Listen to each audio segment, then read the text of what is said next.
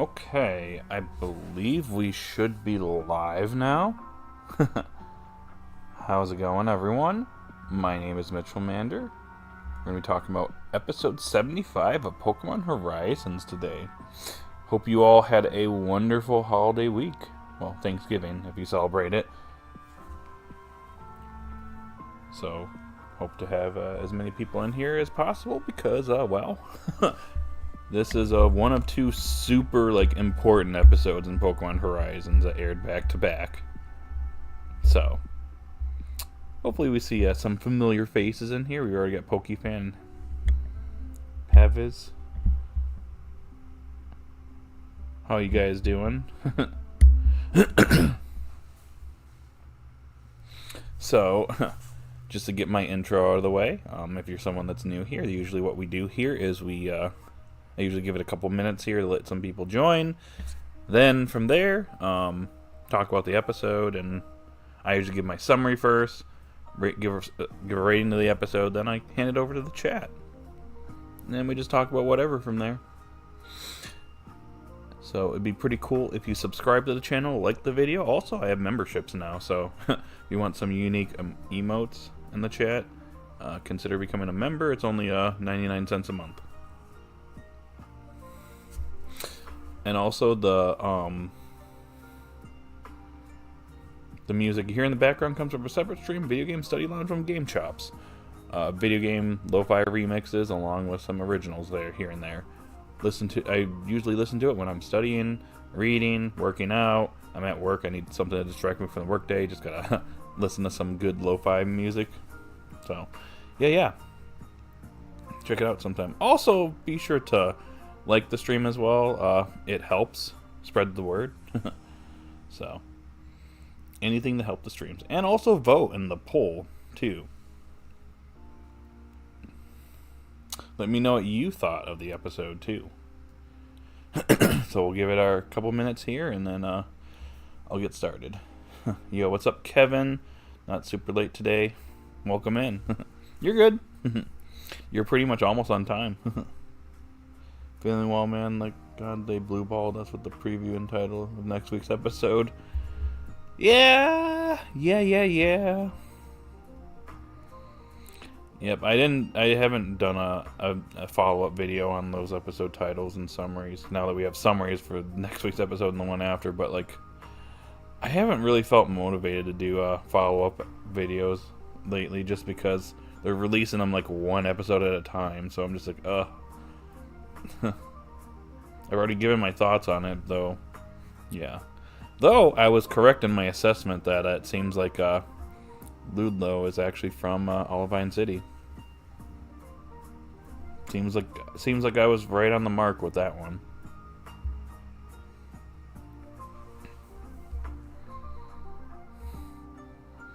I like how someone rated this episode lower than 5, and I'm just gonna guess that person just doesn't like Horizons. Because how would you rate this episode lower than 10 or 9?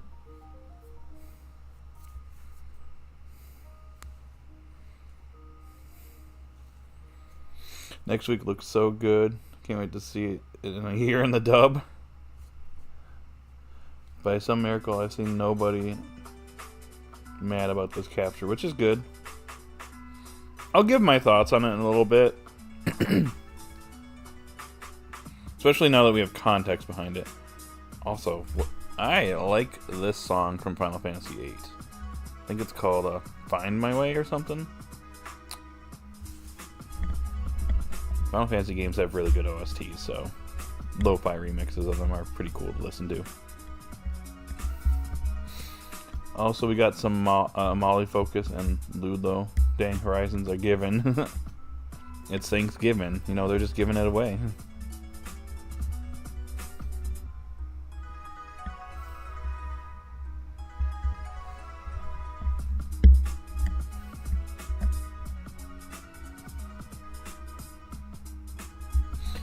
Yeah.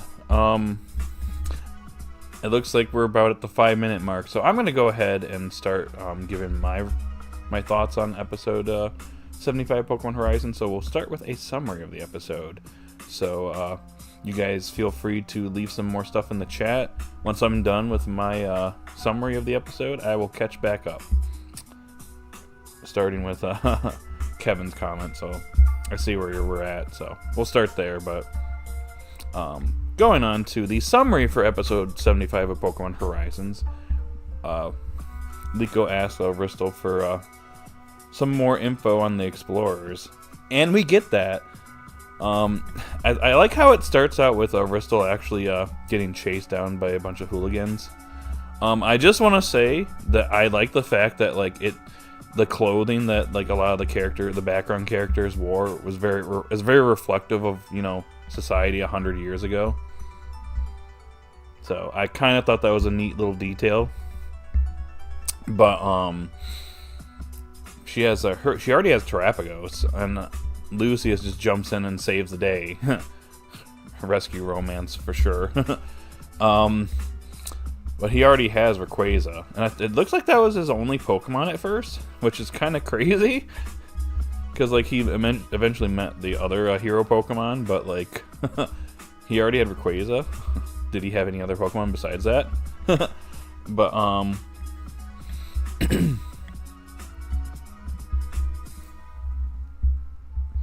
anyways, I thought it was interesting that Lucius was like, "Oh, you have a Terapagos?" And she's like, "You know of it?" I found it when I was adventuring in the Great Crater of Paldea, which I found that pretty interesting. It actually turns out that it seems like Heath is actually predates Lucius and them, which I thought was pretty interesting. So they talk about Rikua, the Pokemon paradise that everyone believes is, a fairy tale. But anyways, the two of them travel, meet all the other hero Pokemon, and they eventually go to a bar where a bunch of people are just making fun of Lucius for believing in Rikua. But then Gibeon just happens to be there, and I like how he just shows up and just whips out this huge paper, and he's like, "This is everything that we know about Rikua that's documented." So yeah, shut up. But anyways, we end up having Gibeon join the explorers. So the three of them set off, and they eventually find Rikua. Now, I'll get into more thoughts on Rikua later on, but yeah, it's pretty much just it's just like a Pokemon paradise. Interesting enough, there's legendary Pokemon there. They're just chilling and hanging out with normal Pokemon. Oh, and by the way, we were introduced early that Gibeon has his shiny Zygarde, and that's his partner. So we just have characters that just have legendary Pokemon as their partner Pokemon. But Lucius has a whole arsenal team here, though. But anyways, they're in Rikua, and everything's seemingly fine. It's a Pokemon paradise, so everything's good. Unfortunately, as they kind of just hang around there more, they realize that there are some trees that seem to be withering. And as they kind of move further in the Rikua, they realize there's an area that pretty much is dead. And that's when we find the Rikuium. And it's pretty clear that it is very dangerous. But Gibeon is immediately captivated by it. But Lucius is like, "Hey, we can't get near that. It's clearly dangerous. There's a lot of implications here, and it should, we should leave it. This is, something that humans shouldn't mess with. It clearly has implications to, cause, harm outside of this area, so we should leave it alone." Well, Gibeon stays behind, and then Ristle and Lucius go back to camp, and they're just kind of chilling. And then later on, they hear a huge explosion, which is coming from the site where the Rikuium was at. They go back, and Gibeon is trying to, harness it a little bit more, and it's pretty clear that the dude is, he's just bent on just taking the Rikuium, taking samples of it, and he's like, there's so many possibilities with this stuff. He's kind of, obsessed with it. It's possible that the Rikuium started to mess with him, and being so in close proximity of it caused him to just become enamored with it. So he kind of he's lost kind of, all logic here. is not really thinking of the consequences of what's going on here. And Lucius like, you gotta stop, man. Like, dude, we gotta stop this spread. Like, you know, trying to like dig in here and trying to get it out is gonna cause problems. And obviously by like digging in and trying to take more of it out, it starts to just spread. And obviously as soon as it starts spreading, it starts like affecting all the Pokemon in the area and causes them all to go feral, just like with Umbreon. And that's when Lucius realizes like this isn't just something for this area. This could actually like spread, like keep spreading and spreading and spreading until it covers the entire world. And at that point, you know, there's, you know, all hope will be lost. So, Gideon, he's just obsessed with this. He's just lost. So, you know, Lucius has to try and stop him. And it's kind of interesting because Zygarde actually turns on Gideon and actually tries to stop the Recruium himself. And he's actually angry with his Zygarde, which I'm surprised Zygarde is still hanging out with him. But this is probably why Zygarde kind of reduced to its dog form, because it used some of its cells to kind of cover up the Recruium, at least stop the spread. So that maybe that's why it's in a regress state. I'm just surprised it stuck around with him, considering he kind of just rebuked it, but whatever. Anyways, Gideon actually falls into it, like, obviously with all this stuff going on, you know, the earth starts to crack open, and Gideon actually ends up slipping down and falling through one of the cracks, seemingly to his doom, but obviously we know he's still alive, so, more than likely the Recruium is giving him, you know, I'm just gonna guess that the Recruium has essentially rendered him immortal. And probably he ended up surviving as a result. He probably would have died if, like, if it was, if he didn't have any contact with it. But apparently he survived, or that's just the assumption for now, since we don't know. My assumption, at least. But anyways, what we pretty much get the explanation as to what happened to Lucius here. He, along with Terapagos, end up basically sealing the Recruium so that it can't get out. So Lucius ends up staying behind in Recua. Terapagos ends up, you know, turning into the pendant after sealing Lucius away, and then sends the 6 heroes and scatters them across the Pokemon world. So Ristle ends up surviving and getting away, but Lucius is stuck behind, presumably still alive, because like if Gideon is like alive, presumably because of the Recruium, he probably fell through and found some or something, and it's probably kept him alive this whole time. And probably has made regular trips here and there. I don't know, maybe not regular trips, but he probably still has some Recruium left over from all that time. But I'm just gonna guess that Lucius is still alive there and probably preserved. That's like my best assumption at this point.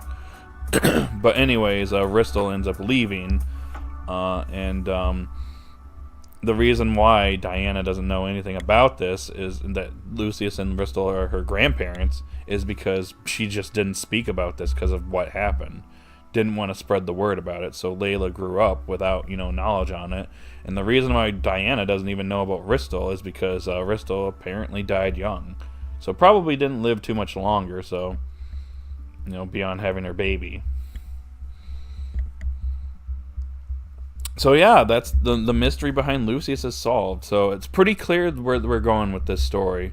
Not only does Liko want to bring, you know, Terapagos back to reunite with Lucius, and, you know, the other 6 heroes with Lucius, we're probably going to be trying to prevent Recruium from, you know, spreading across the world.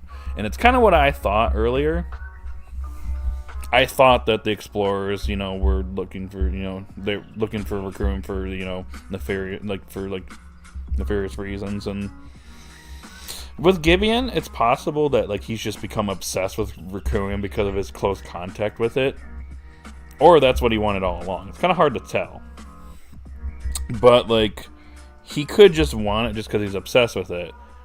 I feel like Spinel is just like being, you know, the person he is. He's probably going to betray Gideon and try to take the Recruium for his own, so he can basically control the world, is what I'm going to assume is going to happen, because he basically ejected Amethio out of the Explorer so he could take his place, and him and Gideon go to Recua.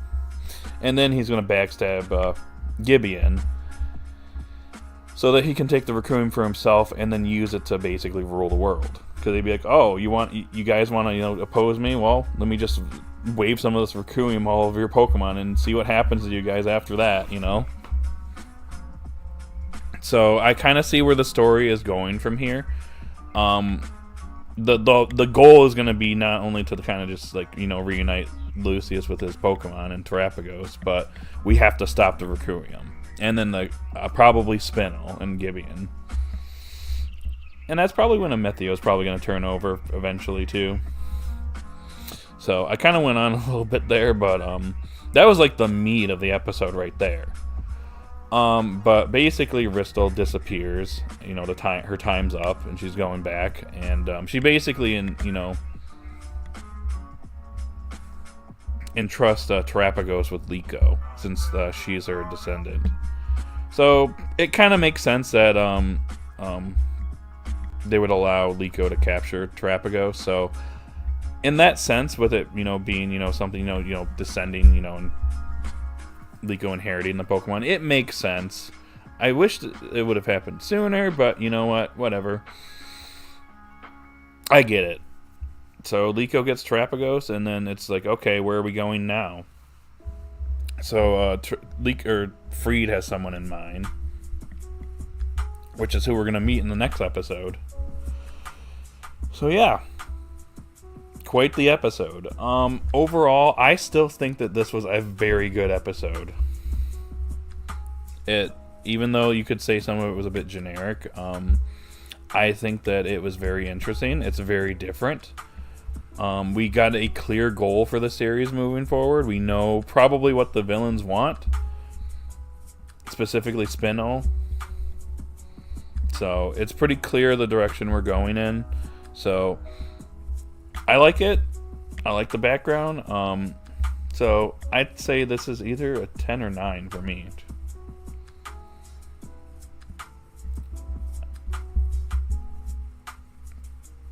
So, I mean, there's still a few more mysteries here, like how did Gibeon survive, which my assumption is the Raccoon basically caused him to live.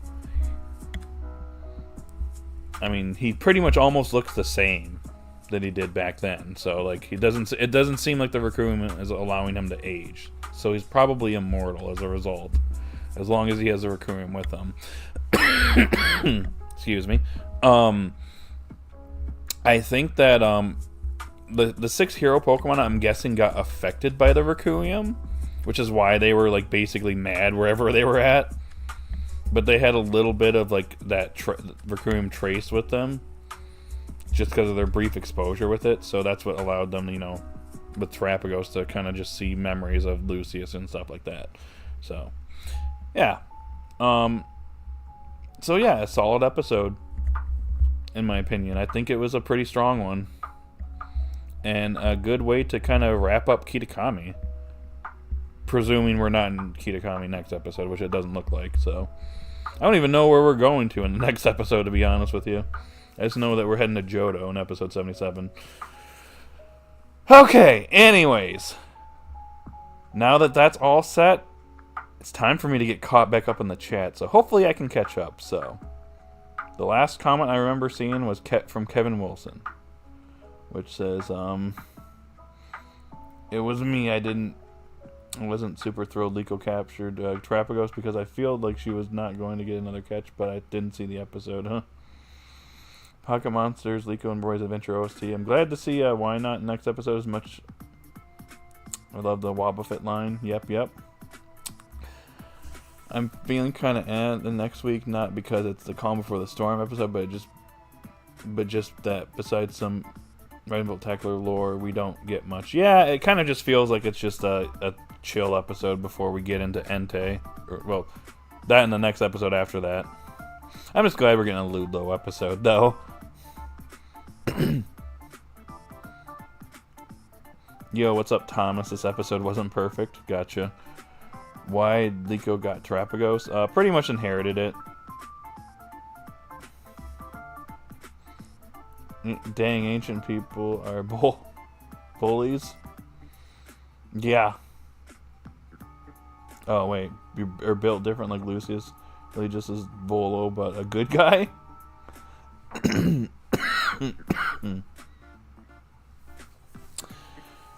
Rayquaza has to be his starter, which is wild when you really think about it. Yeah, that's crazy.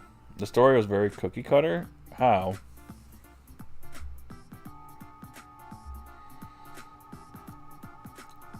Like how nobody questions why they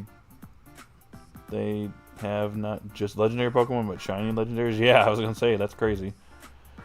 I know shiny Pokemon don't really bring up thoughts in the anime, but somebody could ask about the color palette swap. That's true. Yeah, from what I read somewhere, it can affect people, not just Pokemon. So yeah, it probably it caused an effect with him, and it probably caused Gideon to he probably was curious already, but probably being in close proximity with it for a long period of time caused him to become obsessed with it, which makes me wonder how Lucius is going to be when we run into him again. I wouldn't be surprised if he's gone insane because of the Requiem and being with it for 100 years, dude. You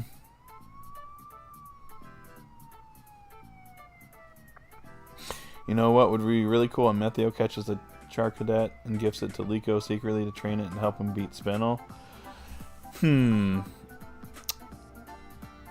I just don't see that happening. At least not. The thing about it is, I don't think Amethio, it's gonna be a while before Amethio turns over to the good side. I think it's not gonna happen until probably the end of the series. What we got with Liko and Amethio and back in Terrestrial Course, I feel it's an indication that he's gonna change over, but I also get the feeling that he just doesn't want to work with them right now. He's doing his own thing. He also wants to expose Spinel on his own. So we'll see. We haven't even seen the dude in a while, so maybe we'll see him before the end of the Rayquaza Rising arc again. Pokemon are loyal creatures. We've seen with Charizard and Pig Knight how much they're willing to trust their original trainers. Yep. I thought of it as Liko's Pokemon, and now it's official. Despite it being a gift from Diana, already being hers. I know, right? Fresh Hook Robot. Perfect episode. Although I wish episode 76 was a capture episode, but we got some fraud photographer. Is it confirmed that they are going to Johto? Episode 77, yes. I actually think Terapagos gave them their vision power and it caused them to grow gigantic. That might be. My other feeling is that if Liko has caught Terapagos, what's the point of her returning to Lukuo? But what's the point of her returning? You mean Terapagos to Lukuo? I mean, yeah, I feel like that's what I'm worried about, is that I get the feeling that Terapagos is going to probably stay in Rikuo with Lucius at the end with the hero Pokemon. It makes sense for them to kind of settle there at the end, if it's a Pokemon Paradise, you know?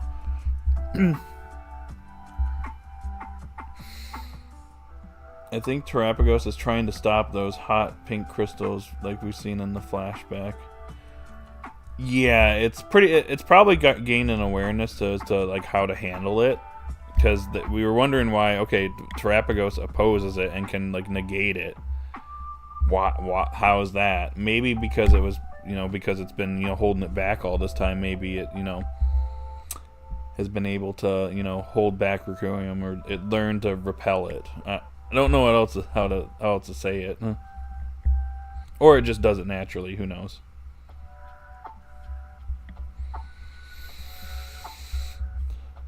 Part of me just thinks now that it's with her and it really wants to see Lucius one more time. Yeah, probably.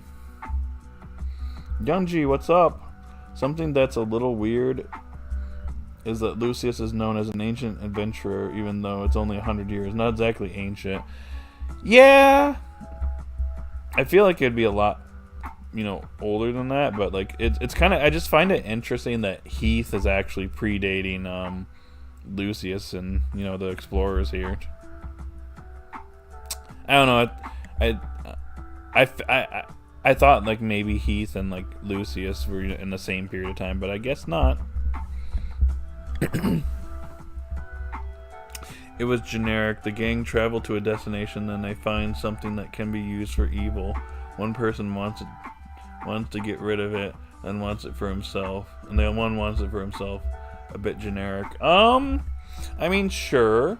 I mean, I get your point. The only thing that I will say is if I had one critique for this episode, it's that like I feel like they didn't really like properly explain like how they found Rakua. They're just like, oh, we found it eventually.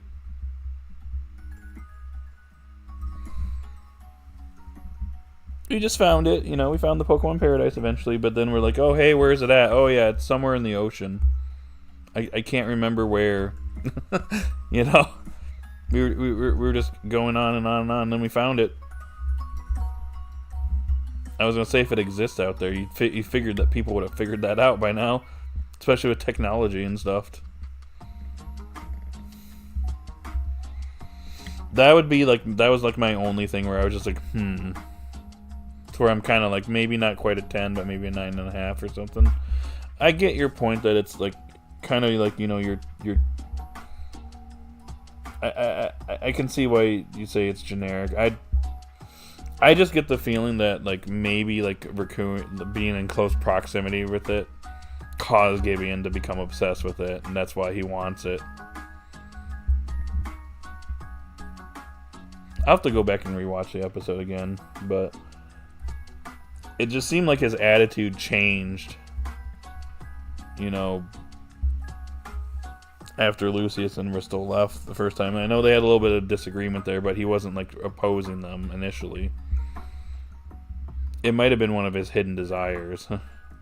But he didn't seem like a bad person before this, But who knows? It must have not... Didn't really know Gideon a whole lot before this, so who knows? I think someone brought up the point that Black Rayquaza and Shiny Zygarde represent yin and yang. That's interesting.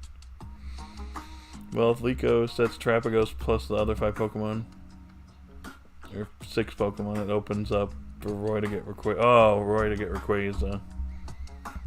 That is a good point. Maybe Rayquaza decides to go with Roy.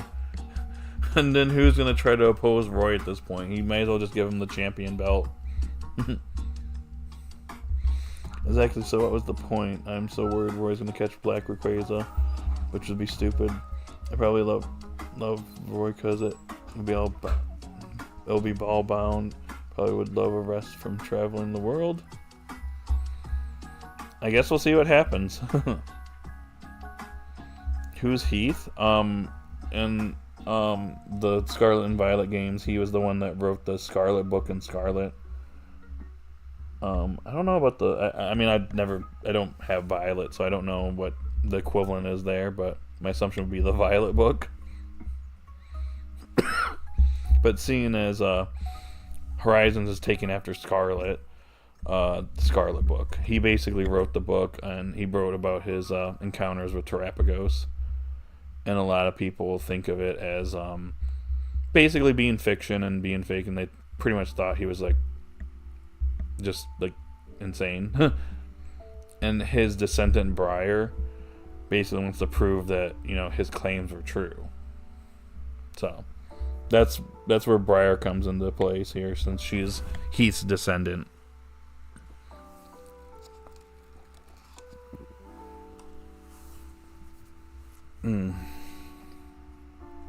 The real goat of the episode is that one big boat who picked up Ristle. In a timeline without a boat, a pregnant Ristle dies of dehydration or starvation. I was going to say, if she couldn't find her way back, her baby wouldn't have survived. Like, obviously wouldn't have been born, which means Diana wouldn't have existed, which means Liko wouldn't have existed in the first place either. So, I guess that random boat saved the day. Am I right?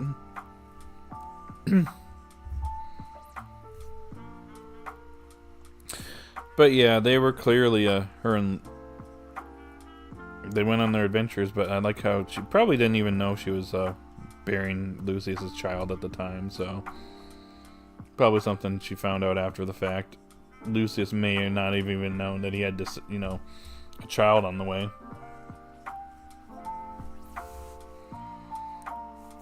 I mean, in all fairness, I'm sure Roy would use Rayquaza because no way they just make it a ball only mon outside of travel of his goal, excuse me.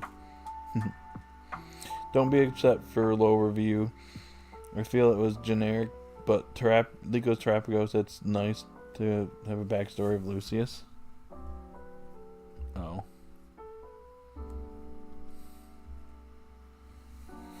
I don't get why everyone is upset Liko catching Terapagos. Like, at first, I was a little bit like, oh, okay, I guess so. Because my only issue was, like, it's like, she's had Terapagos for over 50 episodes, and now she's catching it.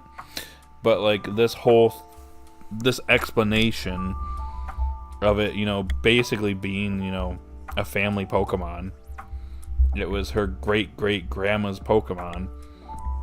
And, you know, obviously her great-great-grandma's gone. It's been 100 years, so I'd assume that people don't usually live that long. Unless your name is Gibeon, who has Recurium. But,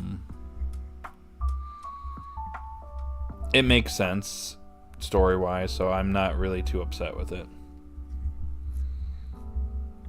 I think it's fine. I'm fine with it. It's just like, to me, I'm like, is she gonna use it in battle though?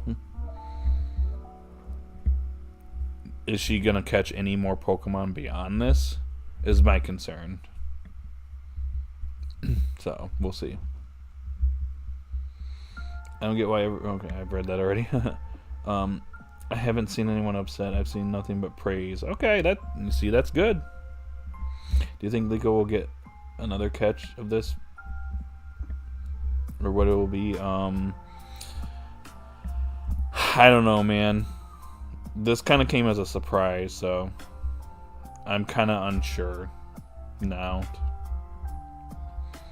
You know, the episode gets serious when there's no title card or an eye catches. That is true. I noticed that as well. Prior series have done that too, but yeah.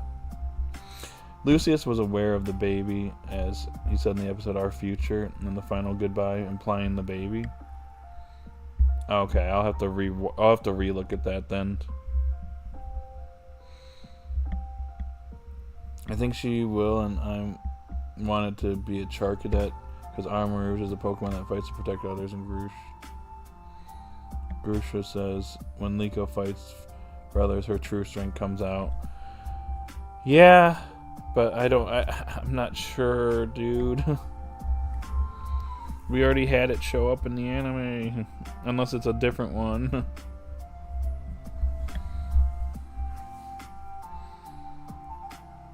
But I feel like we're going to be away from Paldea for a bit. By the way, we want to say hi. Hi. Matt says hi, everyone. Yes, I do. Oh, yeah, this is an Undertale remix? It is. Yep.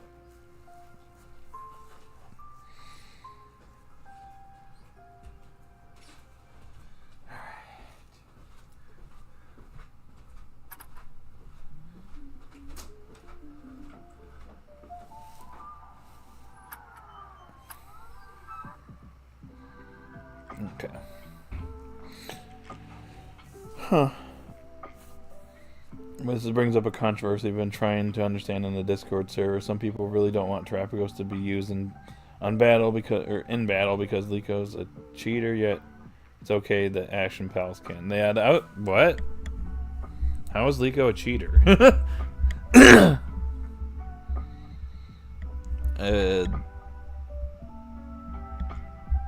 That makes no sense. Using legends and mythicals and Ultra Beast. Oh yeah, gotcha. I read that out of order. Ashcott Gibble 20 episodes after they focus episode on another Gibble. Okay, I mean, that's a good point, but we'll see what happens. We just gotta go back to Paldea. And who knows when that will be, because we're on our way to Johto. Pokemon Johto. Trust me, nobody will accept Liko. Won't get a Charcadet. We'll see what happens. Matt's back in his room now, Pokefan. If he comes out again, I'll get him to say hi to everyone again. I guess we'll see what happens. I can't predict the future, but we'll see. I mean, people were already telling me that back when this opening came out that, oh, Liko's gonna get Terapagos, and I was like, well, the openings can be misleading, but apparently this opening spoiled it, so I guess going forward, whenever we get any more openings, we might want to be concerned if like a certain Pokemon comes out of Pokeball or something, so who knows. Because in their words, Liko's a cheater because Terapagos is a box legendary, so it's OP and unstoppable. So her using it against people with regular Pokemon is unfair BS. Yet Ash and friends using special Pokemon is okay. Yeah, I was gonna say that's. I don't want to say the word, but there's something there. Why people have that type of opinion on her, which yeah, no. I don't know how to say it, but like a lot of these people just don't like this series just because someone's not here anymore, and it gets kind of frustrating because this series is not meant to be like a follow-up to any prior Pokemon series. It's supposed to do its own thing, and I like Horizons for that. I like the fact that Horizons isn't trying to be a previous incarnation of the Pokemon anime. It's doing its own thing. It's telling its own story, and I think Horizons basically is strengthened because of it. You know, it's appealing because it actually tries its own thing. I know that some people might not watch it for like an obvious reason, you know, having a connection to our previous protagonists. But like I feel like this series is, you know, doing its own thing. It's separating itself from the prior Pokemon anime, and it's done a good job in my opinion. It pretty much shows that you don't need to rely on legacy characters for a series to be good. So that's why I encourage people to give this series a try, because trust me, it's probably one of the most enjoyable watches I've ever had for the Pokemon anime ever. And this is coming from someone that's been watching for a very long time.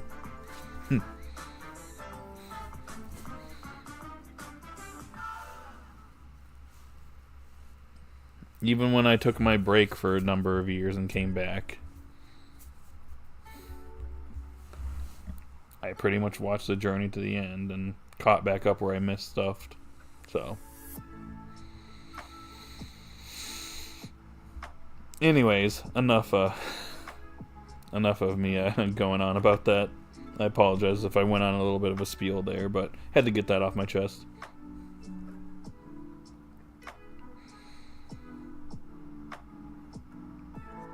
I don't think a lot of people get that Terapagos is weaker than Hatena. Assuming no spontaneous transformation stuff, Terapagos is not going to mess up the balance. Yeah, and it's also shown that it's not at full power anyways, too. Its connection with the other heroes is going to cause it to get stronger. But, like, it's not automatically just going to start beating up Pokemon left and right. I mean, let's be honest. Did anybody even use Terapagos in Scarlet and Violet?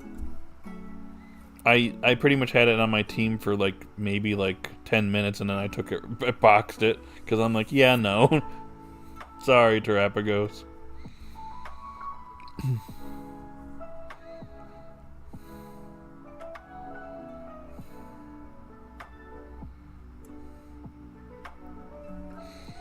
special Pokemon is okay. Oh, yep. Or Charcadet could be an abandoned Pokemon from another trainer from Paldea who traveled to Johto.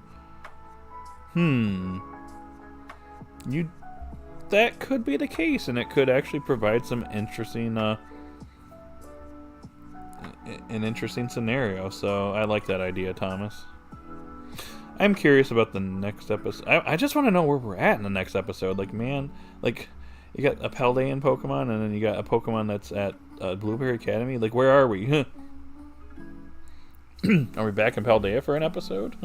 Where are we?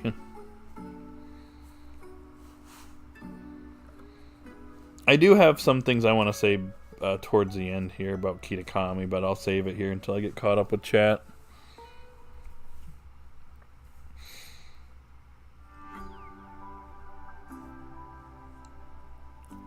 I feel that. To me, she caught it. She can use it like Don't You Dare Go. It's different because Melmetal, Shaman, and Ultra Beast aren't Box Legends. I beat Box Legends in competitive and with regular Pokemon. They're not unstoppable. What do you mean? The all be all. Oh, hey. I'm going to turn this one down a little bit because KK here can be a little bit overbearing. I don't think she is like that Pokemon. She was taking care of Terapagos and she never caught it until it wanted to be caught. People need to move on. Ash is over. Yeah. I don't want to cause an argument to break out on that. Because I know how people have a strong attachment to the character, but yeah, we're kind of at a point where it's like the series is clearly doing its own thing, so we need to like not try to compare it to the past, I guess.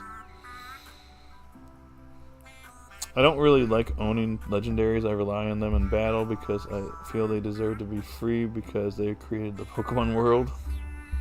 I have it on my game team for fun, but I never actually use it. I see. I would consider Liko I wouldn't consider Liko a cheater. Yeah, I don't know why people would say that. I actually got caught up in chat. Hope you guys are proud of me. By the way, I think we need one more like to 10. So if anyone hasn't liked the video or stream, you should probably do that so we can get to 10 likes.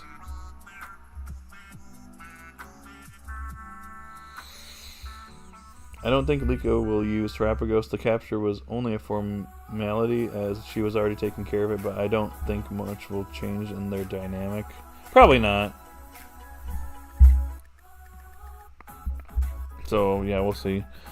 So with that said, since we are seemingly, presumably done with Kitakami, I did kind of want to see what you guys thought of Kitakami overall. I'm gonna be completely honest, guys. I mean, this was a solid, like, assuming we're not in Kitakami in the next episode, which I don't think we are. We're somewhere unknown. But, I kind of have some mixed feelings on Kitakami overall because, like, okay, it was nice. We had the festival episode, but that was kind of an okay-ish episode, but, like, we got Tinkatink's evolution and the Tinkatuff. We met with Brier. Then Purin and then we had the whole Cleavor stuff, and now we're back with Diana to the Crystal Pool. We learned all this stuff about the explorers and the background and stuff like that. These last two episodes were great, and I think the Tinkatink evolution was also pretty good as well. And Cleavor was fine, like, overall, besides a few nitpicks here and there. But, I don't know. I'm kind of 50-50 with Kitakami. I feel like, stuff like this ending and then certain stuff was really good. Other stuff, not so much. I'm not gonna lie. I'm kind of underwhelmed with, the characters that were introduced, being Carmen, Perrin, and, Brier. I think out of the three of them, Perrin actually got the most focus, surprisingly. And I don't even know if she's gonna show up again in the series, but like she had the most screen time out of the three. Brier had the one episode, and that was it, which kind of disappointed me a bit. I was hoping for a little bit more, so maybe she'll appear for a little bit in the next episode. Who knows? I think the biggest disappointment of all so far is Carmen. I didn't really. Like, I mean, I like that she was kind of like a rival to Freed, but like, she didn't interact with the kids, and like, I kind of felt that was a little off. So like, I kind of am a little bit like mixed in that regard. I mean, I'm assuming that she's going to make an appearance later on if her brother is going to be in Horizons later on, but like, I was not really too fond of like how she was treated here. I don't know. It was kind of a step down, like a step down from the games when it should be a step up, in my opinion. So, I'm kind of a little bit 50-50 with Kitakami. So that's just my thoughts, though.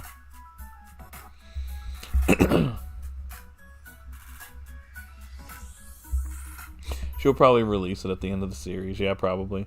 Yeah, definitely not trying to start no argument. No, I'm just saying why it's okay in general for other trainers to use special Pokemon. Battle yet an absolute crime sin for Liko to do. Yeah, it's fine to point that out because there are people that believe that. Some people don't talk about it. Something people don't talk about is that this is the first TV appearance of Terra Keon.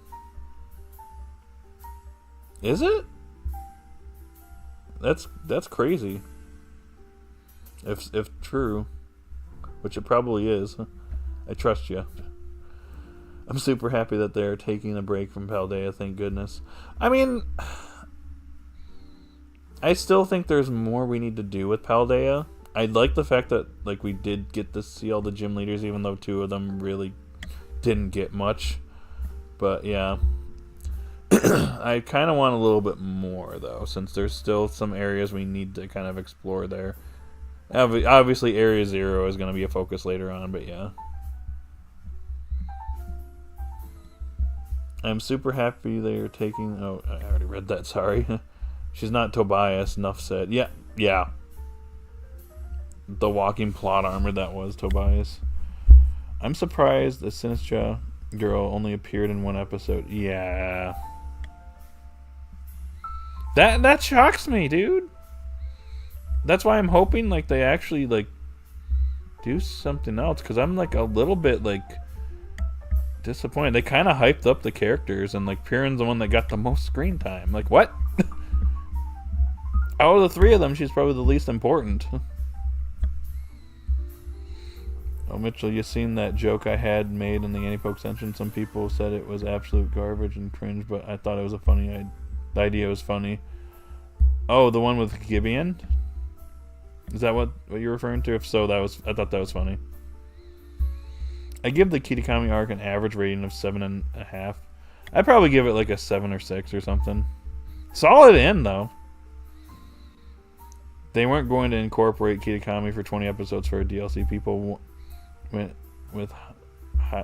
too high of expectations. Well, I didn't think we were going to be there for 20 episodes myself. I said 10 at the most. I just kind of was hoping for a little bit more with Carmen. I didn't think that the Ogerpun and the other legendaries associated with Kitakami were going to be a thing, because I knew the series didn't have time for it, and it's not the main focus. So, but I was just hoping for a little bit more, but whatever.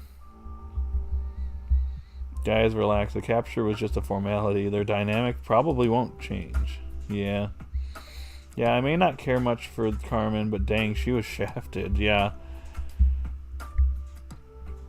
I hope... Yeah. My problem is that she didn't interact with the kids. It was just Freed. Like, it was funny, but like...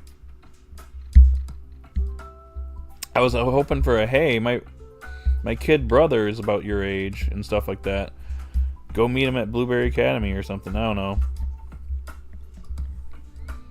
So we'll see. I feel like if her brother doesn't show, someone will get an Applin. We'll see. I was not a fan of her catching Terapagos, but based on the evidence, it's not a big deal. Yeah, like I said, I'm not... At first, it bothered me at first when it was kind of pointing in that direction, but then I'm sitting here, I'm like, well... They went out to kind of explain that, like, you know, she basically inherited the Pokemon. It's basically their family Pokemon, so her catching it is not a big deal. Tulip and Kofu need focus episodes. Again, I will say this, even though they weren't like gym leaders that were focused on in battles, like we could have gotten an episode with one of them, you know, or both of them, or something. Maybe later on we will when we go back to Paldea, but like, I feel like we could have had an episode where they just focus on them and like their, you know, their various different traits, and I could see Dot having a focus in the Kofu episode and be like, dang it, this guy just reminds me of my uncle. I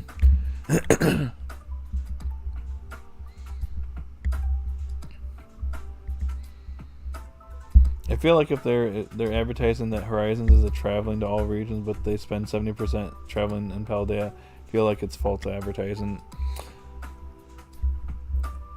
I don't think they're gonna travel to all regions though. That's the thing. They'll travel to like a decent portion of them, but I don't see them traveling to like Alola or right now Kalos, maybe because of ZA or ZA, but like what purpose would we have to go to Alola? You know, what purpose would we have to go to like Sinnoh at this point? I figured Sinnoh would be Cleavor, but they got away with it by placing them in Kitakami. So. But like Paldea kind of is like the, you know, the most current region, so it needs the most focus. And considering what happened in the series that shall not be named, we kind of, or Galar got basically butchered and chopped up into pieces. So I kind of don't want to see that happen with Paldea, which is a bigger region. Even though the game's kind of just, you know, we're not the best in that regard. Especially with all the technical issues, the anime can literally expand on Paldea and, you know, make it look grand and stuff like that. So I don't know. That's just my opinion, though. Take it. That's just my opinion, yo. It probably just needs like more than like the other regions, but yeah. Galar got a decent focus here too, and it kind of made up slightly for the prior series. Therese, hey, what's going on? Welcome in. They've always been doing that with the Paldea characters, hyping them up without really doing much with them. Yeah, some of them, yeah. Hey, look, Arven, he exists. He showed up, he smiled, and then he's gone. I'm sure he'll make an appearance here later on. I mean, if he, like, I'm sorry, but, like, if he just showed up there and doesn't do anything later on, I'm gonna be, pretty mad. Because, like, I've pretty much said before, I'm not a big fan of Scarlet and Violet games, but there's one thing that I will defend with those games, is that Arven is actually a good character. He's arguably one of the best written characters in Pokemon. In the games. He's up there with like N, in my opinion. So if like Horizons does nothing with them, I'm gonna have issues with that. So yes. Yeah, it was the Gideon Life Alert joke. Yep, I like that one. Sorry, I've been busy these last few days. I wanted to put an emoji by it. Maybe I will after this streamed. I love the X-ray bot. At the end, like, does he look okay? Yep. They will go back because of Arven. Yep. I just feel like if we're going to Area Zero, he's going to accompany us. Maybe Nimona and Penny too, like in the games. Oh yeah, I don't think anyone mentioned it, but I love Gideon's Pokeball. Oh yeah, his Pokeball looked kind of neat. A lot of people were saying, like, you know, contrasting, you know, Lucius is like, you know, golden, like Pokeballs. A lot of people were saying, like, oh, it's like a reference to gold and silver. I just like it. I like this design. Looks a little too futuristic. Yeah, a little bit, but I did like the silver aesthetic. If they go to Alola, it would literally be impossible to not meet someone who interacted with Ash. I know. That's why I'm saying is, like, I don't think we're doing Alola. Like, what purpose do we have to go to Alola? Unless we're just there to just chill on the beach. But we've already done that in an episode. I'm just so scared there's only going to be good. You know, you mean one more good arc? I'm not really too nervous. My only concern right now is how this is all going to play out at the end. Because the thing that I've said before is that with Horizons being more story-driven and more plot-focused compared to the prior Pokemon anime, if the ending does not land, it could ruin the entire series. In the prior Pokemon anime, they had arcs where they had, like, you know, story arcs like this, but like on a much smaller scale, like Team Flare arc, you know, something like that, or like, you know, the Nebby arc in Sun and Moon, stuff like that. And some of them have been hit and miss in prior Pokemon series. So, like, if the ending lands here, I feel like it might make Pokemon Horizons the best Pokemon series ever. But if the ending doesn't land, it could really tarnish the series. So, I'm just hoping for the best with Horizons. And that they land with this, however this series is going to conclude. How this story with everything going on is going to conclude. I'm very much interested. I think the story is actually probably one of the best aspects of this series. So, I hope that everything wraps up good at the end. So, we'll see. But, who knows what will happen.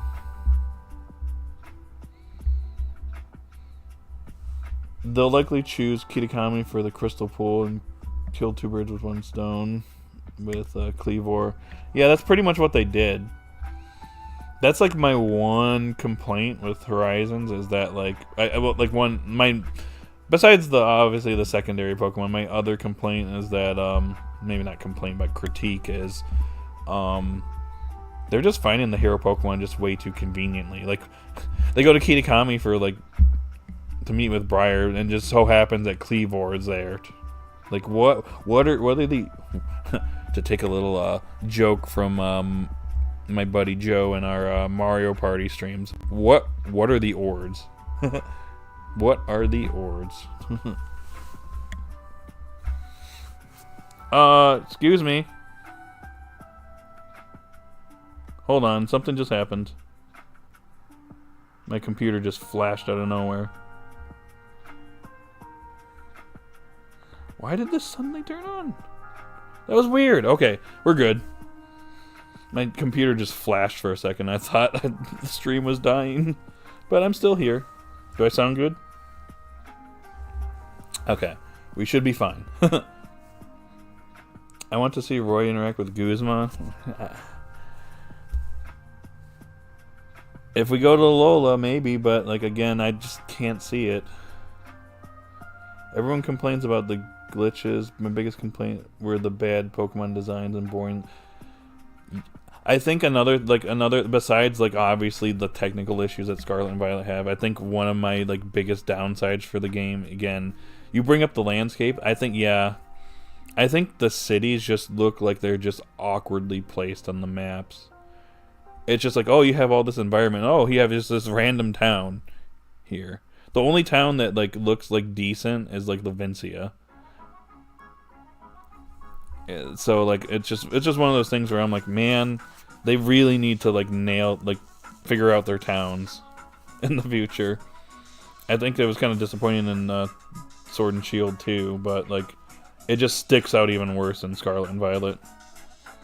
Because I remember going in the first time, I'm just like, ew. It just feels like it's just there. They just stuck it right there. It's just like, oh, you want to build a settlement there? Okay, boom.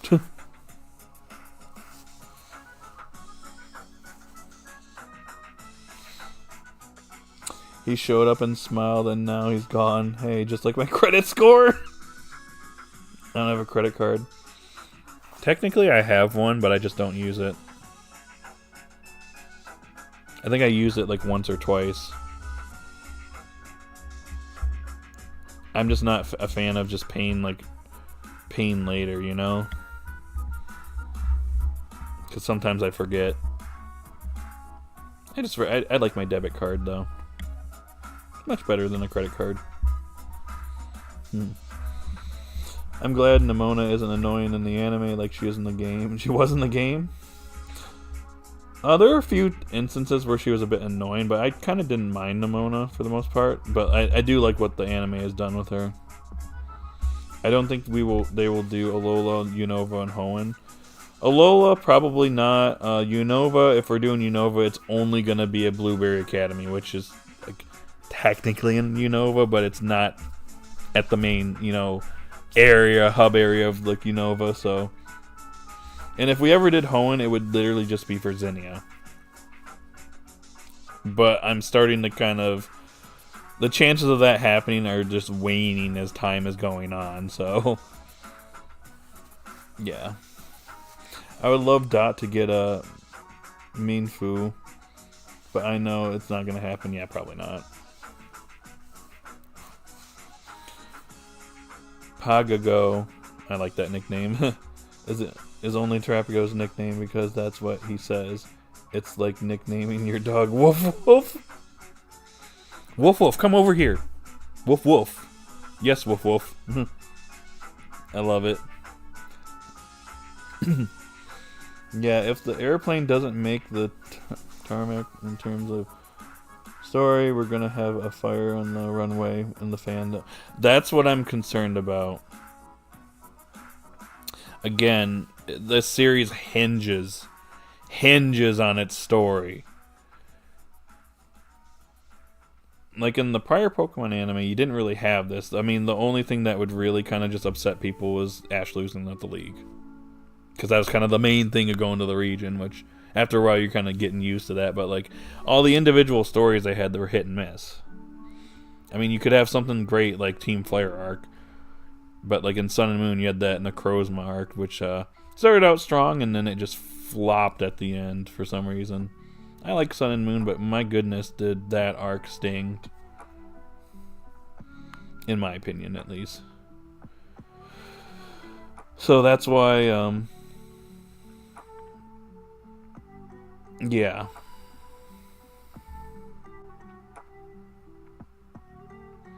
The main point is, yeah. I don't know what else to say.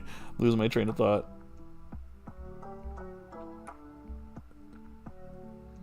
You get my point, though. They are all the same, yet Levencia is really nice. That's like the one city where it's pretty nice. I like the I like that they put like the advertisements in the background, so it kind of just adds a little bit more life to the game, if you know what I mean. But like some of the other towns are just like not good, and then you also have the NPCs that just walk through you or walk through objects.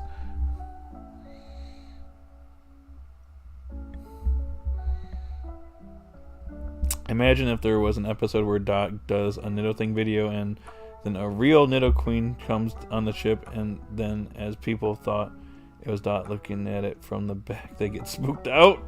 Okay, that would actually be funny.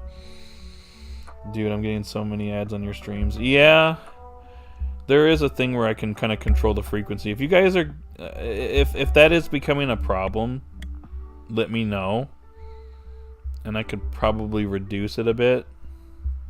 It's not supposed to target everyone. But if it's getting to the point where it's becoming a nuisance, just please let me know. I can reduce it a little bit.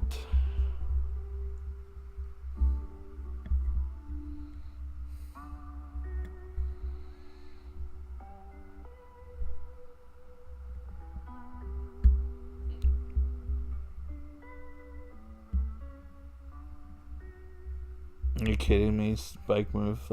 Spike move? Spike move was okay. It's kind of like a hallway though. Bellinio, Winmore, Turtle Field. We're all gorgeous. Some of them, yeah, but like, yeah, I'm just not like some of them were just kind of just a little on the generic side. More so some of the earlier Galar stages. I think my biggest problem with the Galar like towns was that like it didn't really like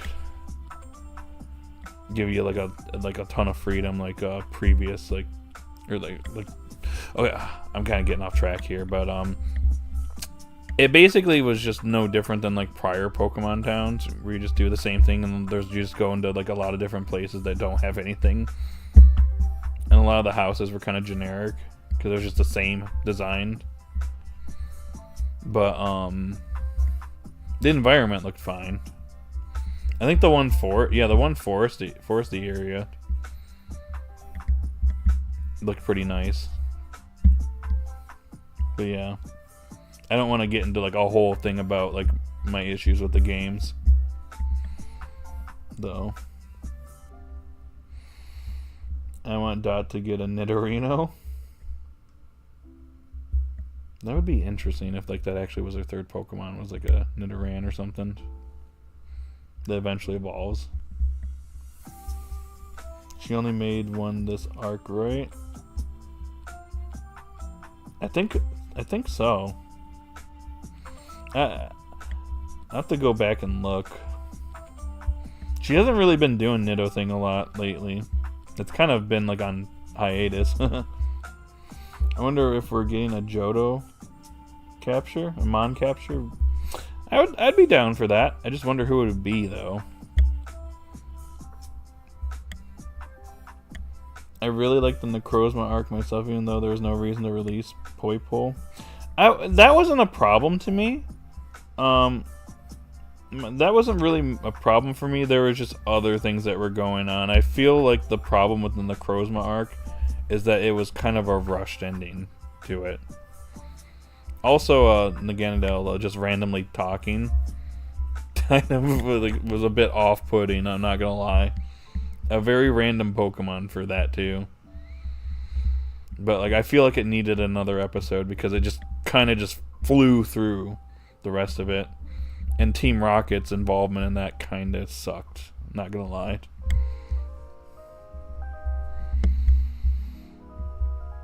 That's just one man's take, though. For me, Iono is my favorite gym, next to Larry, then Kabu. I think Larry is my favorite gym leader just because he's just, well... he represents a lot of people that are like, you know, in the working world, especially, you know, middle-aged and stuff. So I just think it's kind of funny, and also a little bit morbid too.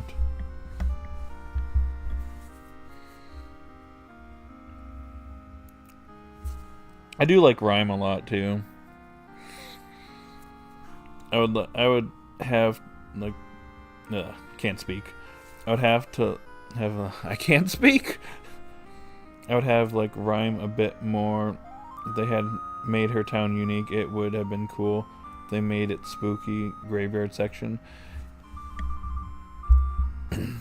Yeah, that's a good point. Like I remember when I got to her town and I'm like, I'm not feeling like it's just, you know, it's a cold area, but I'm like, I'm not getting the spooky like vibe from it. The anime did like a little bit better in that regard. Again, the towns were just it just feels like they were just tacked on in the open world. And like if you look at it from a distance, they just look awkward.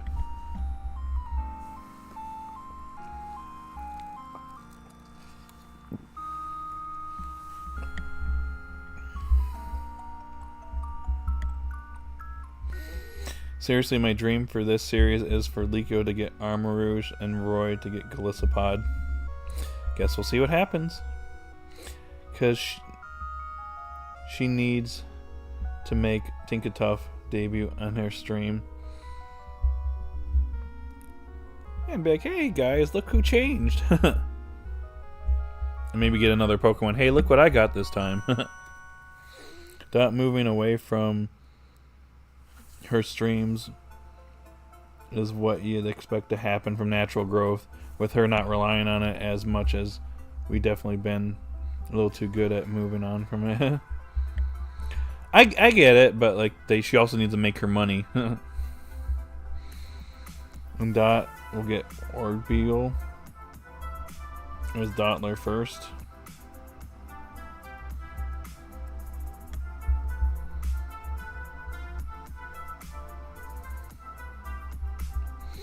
I think Dot should get Dottler or something. Dottler. Oh hey, I hear an ambulance coming down the street. Nice.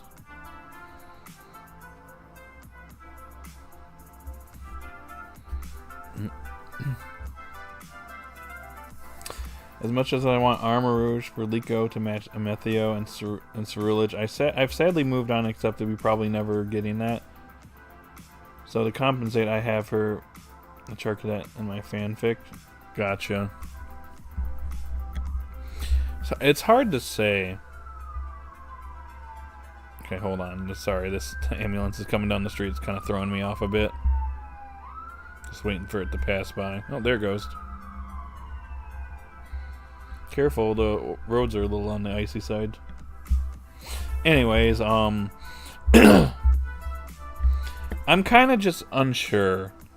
It's really hard to say what Pokemon they could get at this point. Liko's now got technically Terapagos as her third Mon. So the question is, could she catch another one, or is she going to focus on her other two? Because I think Meowscarada is probably coming soon. I think I saw a thing just a little bit ago which showcased, Meowscarada in like an anime form. So I feel like it's possibly happening like towards the end of this arc. Possibly. Can't say for sure yet until we get some more info, but wouldn't be surprised if it's, happening soon.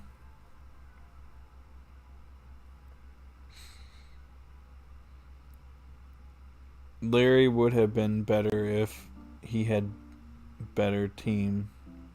Skips Raptor and the Dunsparce. And he should have had an Oinklage. The only thing is we had that one episode with Oinklage already. I'm just not a big fan of some of them. Like Staraptor being like his main, and like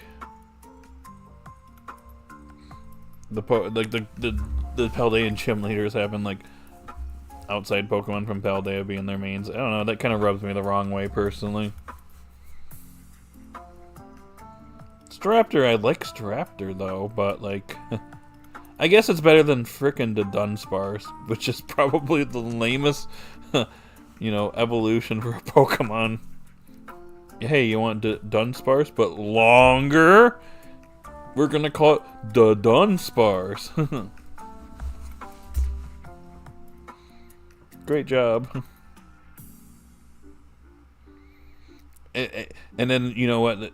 Picture this, guys. You want to make it even, get this, bigger? Call it the Dunsparce. Gen 10. Confirmed.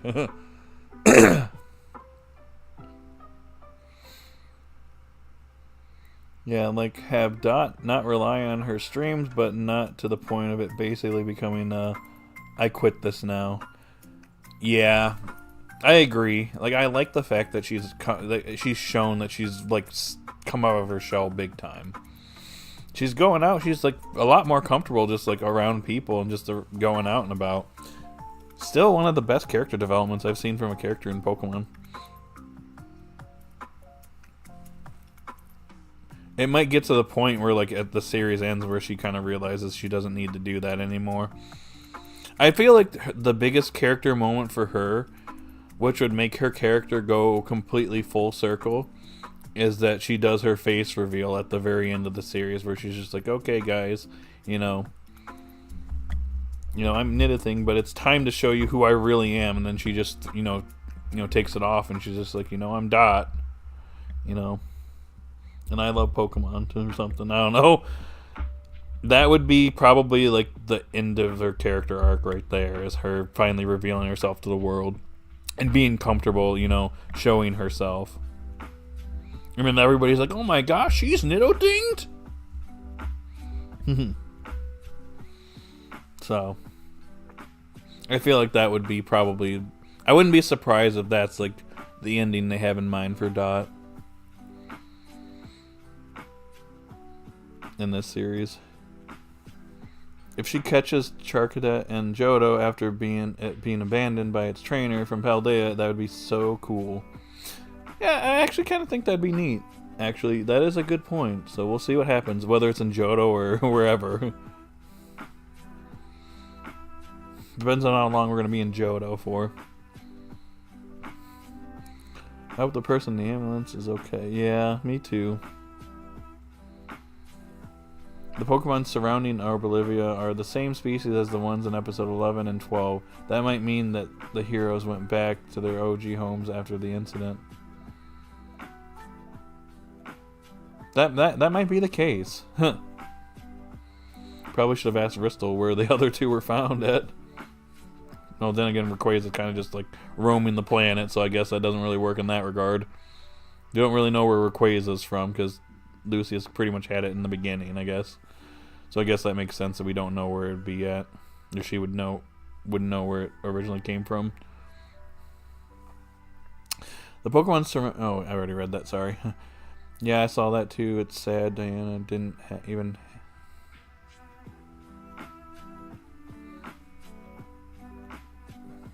have Hatena evolved.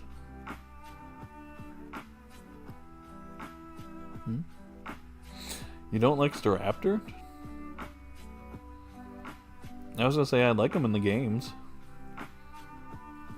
It can learn close combat, which is actually pretty neat for a bird Pokemon. Surrounding Olivia with flashbacks.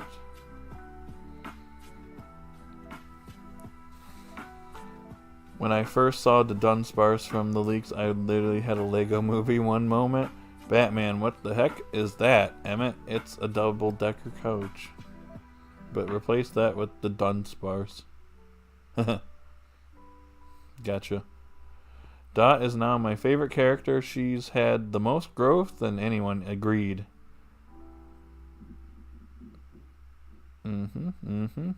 Terapagos being in Liko's bag was a jail till it graduated from the bag and became her Pokemon.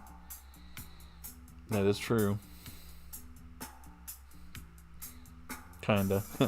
It's basically like Liko from Lily from Sun and Moon, where she's always like getting the bag nebby. Same thing, though not to the same degree. Hold on a second. Oh, it's the Final Fantasy battle theme. You just don't like the design. Okay, fair enough. Best team, best personality. Diana said she didn't see Liko's Hatena evolved. Well, we didn't. That was the one thing that bothered me, because like we got to see the starters. Like, oh yeah, our starters evolved.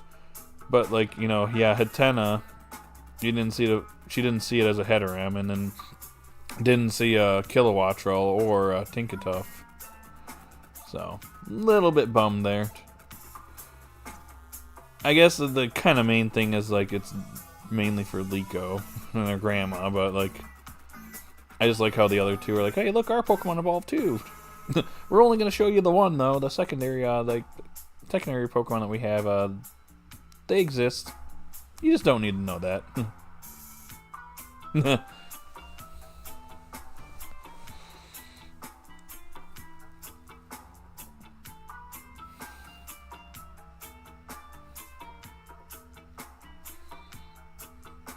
But yeah, guys, this has been quite the fun conversation today.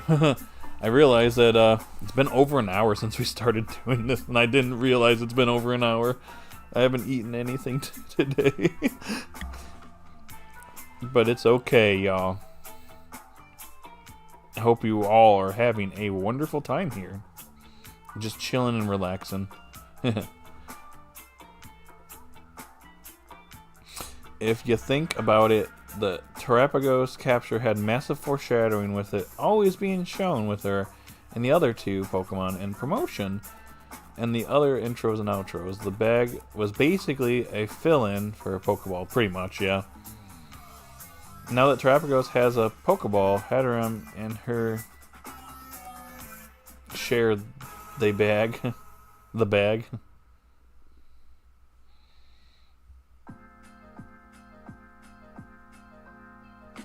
I was gonna say, wasn't like Hatterene too big for the bag? Or for Liko's hoodie? I mean, I guess it could probably still mostly fit in the bag, but yeah. And the music that introduced Gibeon sounded like something out of a Western show. Yeah, I was actually saying, I didn't bring this up earlier, but like the music in this episode was like really good.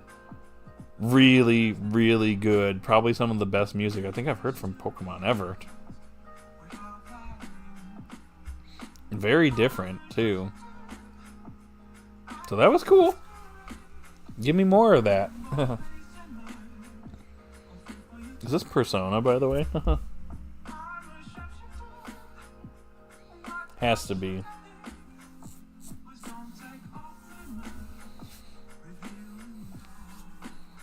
They really like this lo-fi remix, because I hear this one like all the time. I'm pretty sure this one's also in Smash Ultimate too.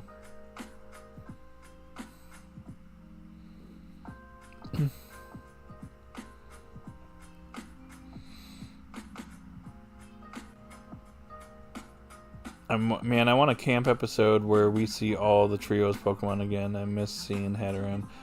Yeah, I want to see them just kind of just all hanging out and interacting. Like, seeing them on the ship is fine, but yeah.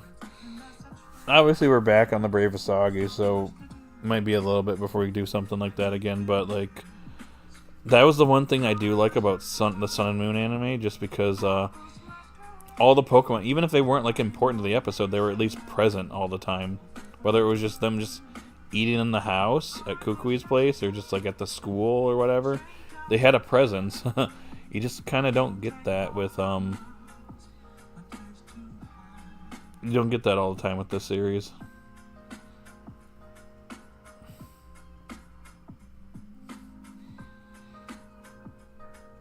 Do you think Sidon and Coral will show up soon? Onyx and Sango for me. I think right now probably. It's hard to say. I can understand why they weren't involved in this current arc. I can understand why the explorers aren't involved in this current arc. But like they had a big role in the terrestrial debut arc. Bigger role than previously, so them taking a backseat this arc kind of makes sense. But I feel like they'll probably, show up here soon, wherever we're kind of going with Rayquaza Rising.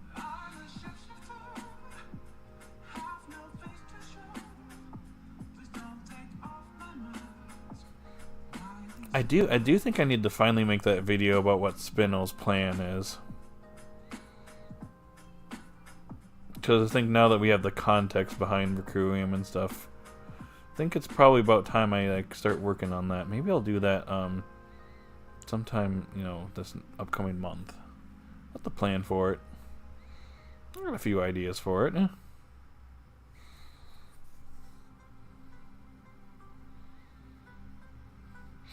Oh yeah, another reason people got mad about Terapagos battling is the fact that now Hatterene will be done even more dirty. Guys, relax. They barely use Terapagos. You ever think it's gonna make Hatterene get Get the proper love now. It's a little too late. Yeah, exactly. It's kind of already been, not getting the best, screen time. That's one thing. Like, Hetena, I will say, got probably the most screen time and focus out of the 3 secondary Pokemon, but ever since it evolved, now that it's too big to fit in Liko's hoodie, it's just not present half the time.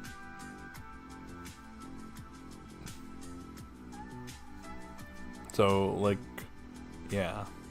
I don't know, man. I just hope that maybe it gets a little bit more focus before it potentially evolves into its final stage. That's kind of the most hope I can give for it at this point.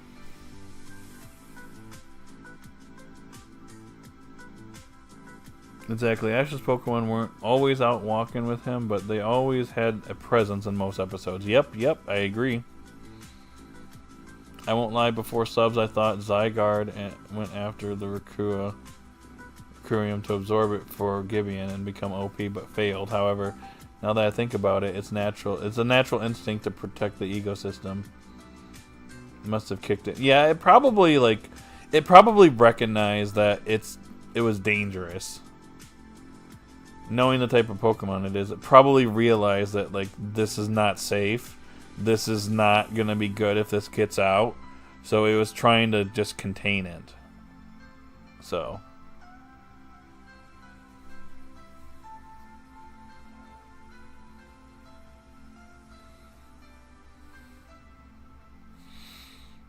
Yeah, that makes sense. Entei might not be gouging fire. They changed the title. They changed the title of the episode? Wait, what?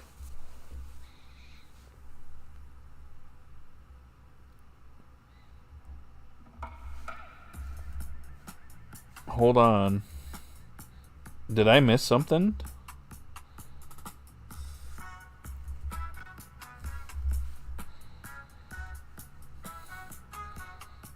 Let me look at this. No, it looks like we have the same title. The Fierce Fight Against Entei, the Noble Roar of Flame. Wait, is it... Are there people talking about it on Cerebi?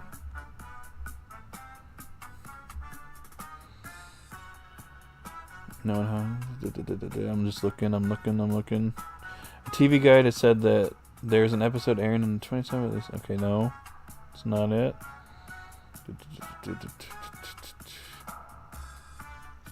Are you sure?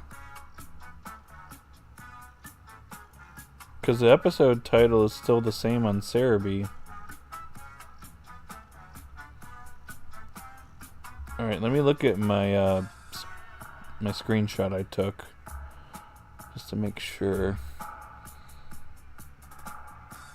A Fierce Fight Against Entei.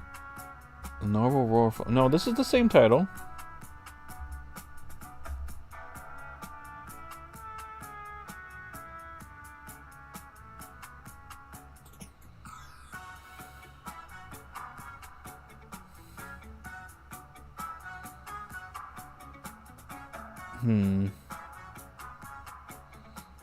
We already know it's not gouging fire from the flashback, and thank goodness. Yep. We might need to fix the rate of... Yeah, because it's getting a little too frequent.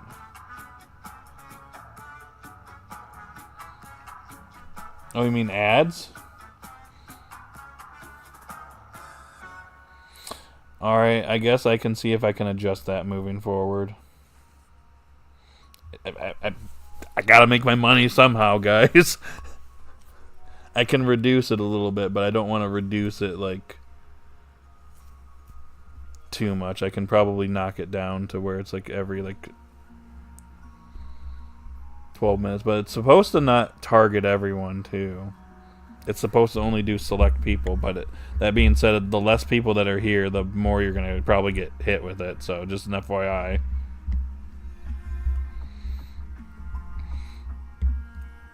The new title in Bulbapedia. I don't really... I mean, I use Bulbapedia, but I use Cerebi for my episode titles, so I usually trust that they have, like, the original title. Let me see what Bulbapedia has. Bulbapedia.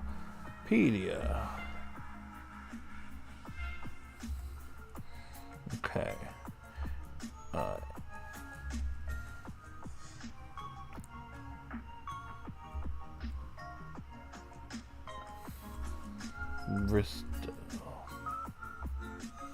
Oh, here we go.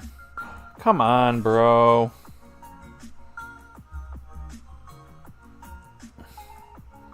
I do like Bristol's design and the artwork here. If you look on Bulbapedia, though, it's nice. Hold on, let me find it. Fierce fighting, Entei, war cry, flames. Okay, that's the title that Bulbapedia has. Might be a different translation than what Cerebi has.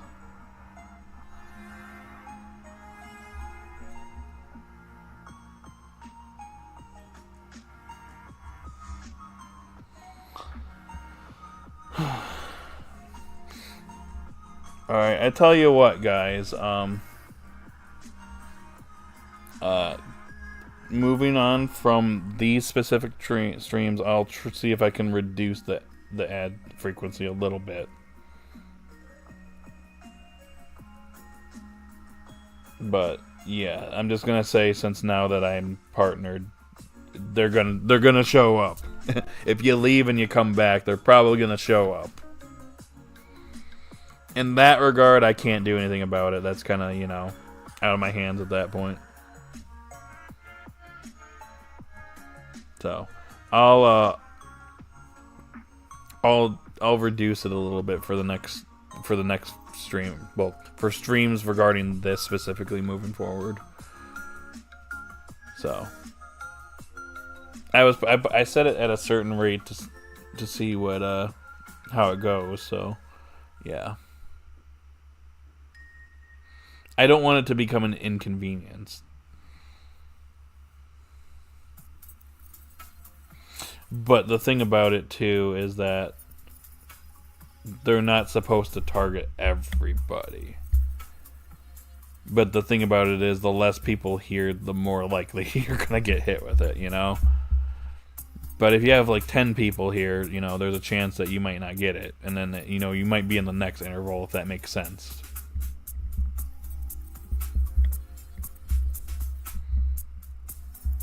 And then maybe you'll skip the next one, but... yeah, since there's like 3 people here now, I can more than likely you're gonna get stuck with it, unfortunately. But I will adjust that moving forward.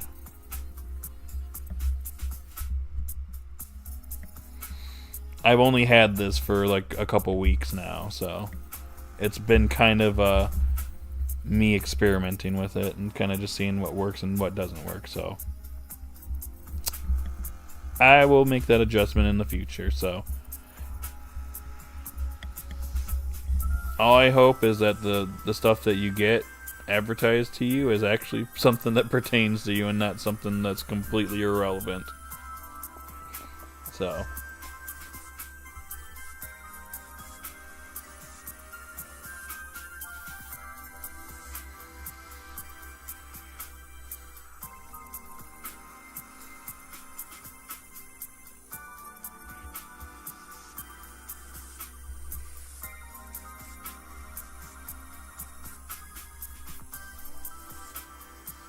Anyways, guys, it's been over an hour and a half now.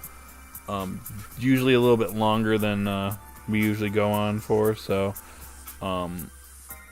is there anything else you guys wanted to talk about today? For the remaining people here. Also, if you haven't voted yet, do so before we end the poll. I'm getting a little bit hungry here, so...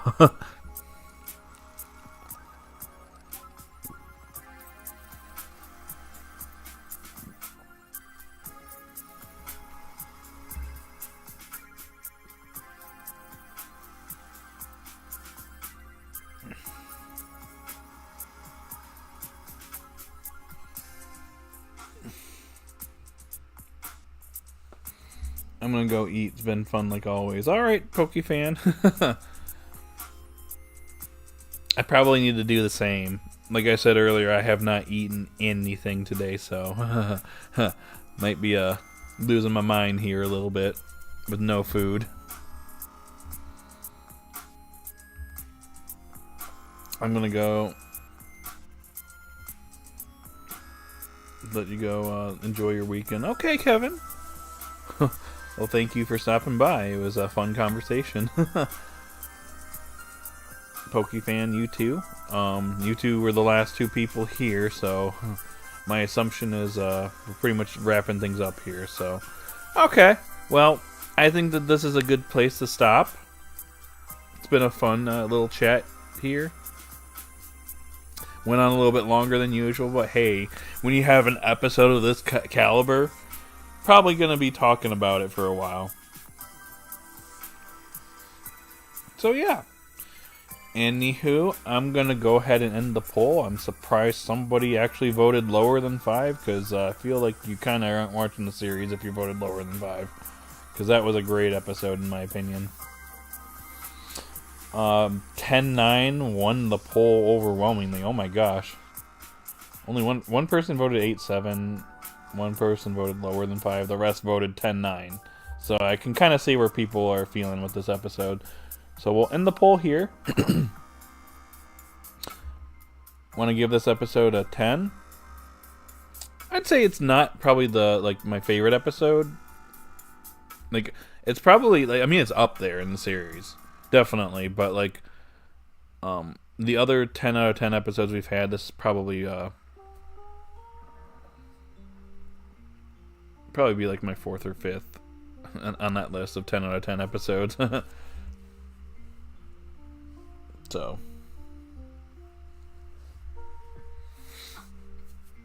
I still think this was a really good episode. It basically sets the stage for what's to happen for the rest of the series. And our goal is moving forward. So, yeah, maybe I'll make that spin-off video finally. Anyways, we're going to end things off here. Not sure what we're doing next week at the moment. We'll be doing this, obviously, next Saturday. But, for, the video game stuff, I don't know yet. We'll see. We're going into December, so I'll figure something out here in another day or so. If we do anything. We probably will do something. I just don't know what right now, but maybe I'll start working on that spinel video then. Anyways, guys, that's all I got for this stream. So, if you're still here, thank you so much for joining me. I appreciate it. I love you all. Have a great day or night wherever you're at. Hope you had a wonderful, holiday week. A Thanksgiving. Hope the rest of your weekend goes well. And I will see you all later. Bye.